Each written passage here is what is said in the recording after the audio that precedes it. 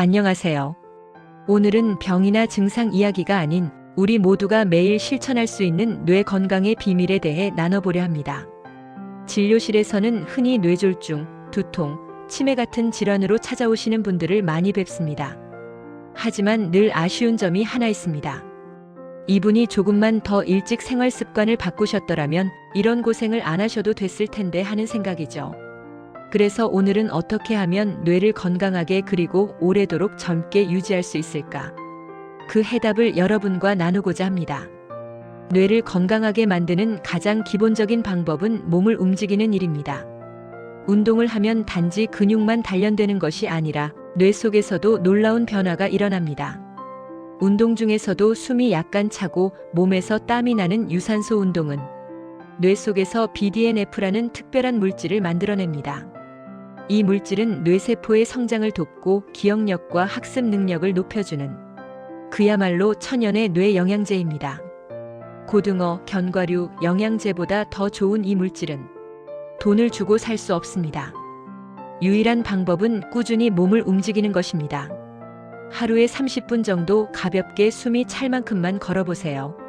그 시간이 바로 뇌를 젊게 만드는 시간입니다. 뇌는 근육과 닮았습니다. 쓰지 않으면 점점 굳고 약해지지만 꾸준히 사용하면 오히려 더 강해집니다.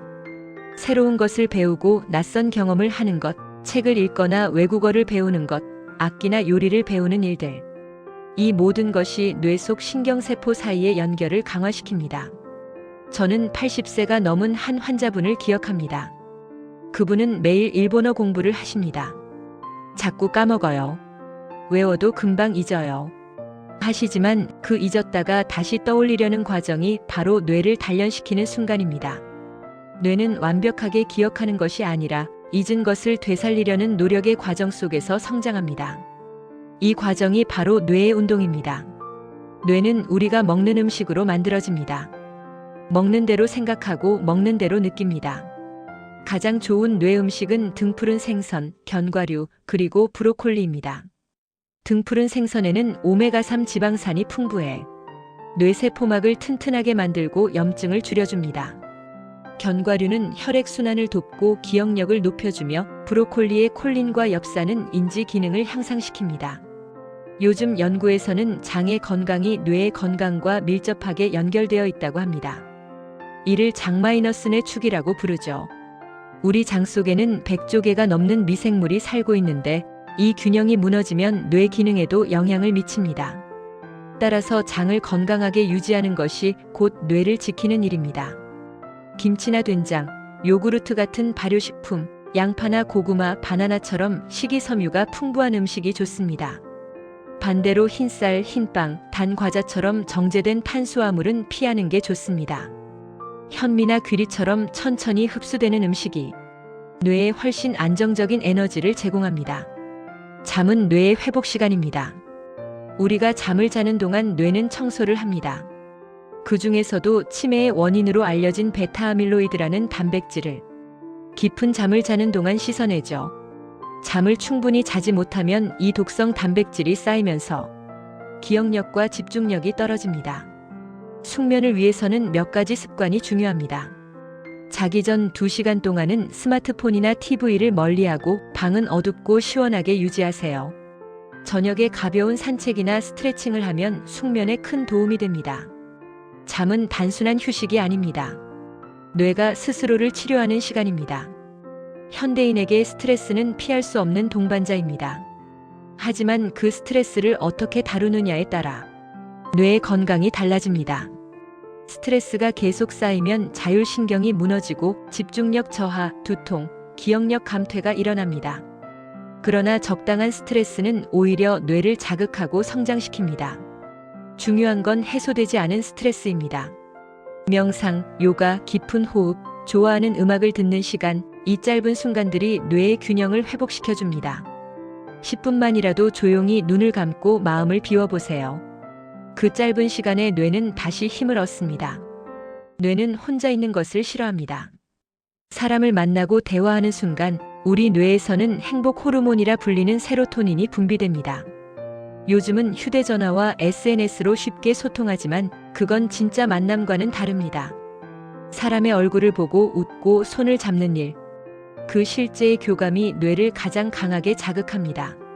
친구와의 대화, 가족과의 식사, 이 작은 만남들이 뇌를 젊게 유지시킵니다. 외로움을 줄이고 치매의 위험을 낮추는 최고의 비결입니다. 뇌를 지키려면 절제도 필요합니다. 술과 담배는 뇌의 가장 큰 적입니다. 알코올은 뇌세포를 직접 손상시키고 흡연은 뇌혈관을 좁혀 뇌졸중 위험을 높입니다.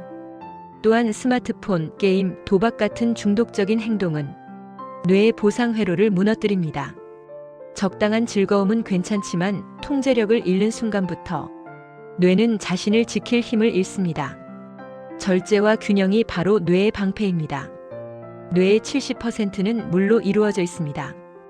탈수가 되면 집중력과 기억력이 급격히 떨어집니다. 하루에 1.5리터에서 2리터 정도의 물을 조금씩 나눠서 마셔보세요. 커피나 단 음료 대신 맑은 물이 뇌의 에너지를 가장 깨끗하게 유지시켜줍니다. 웃음은 최고의 뇌 영양제입니다. 웃을 때 뇌의 혈류가 증가하고 세로토닌이 분비되어 집중력과 기억력이 좋아집니다. 감사한 마음을 자주 표현해보세요. 오늘 하루도 잘 버텼다, 고맙다.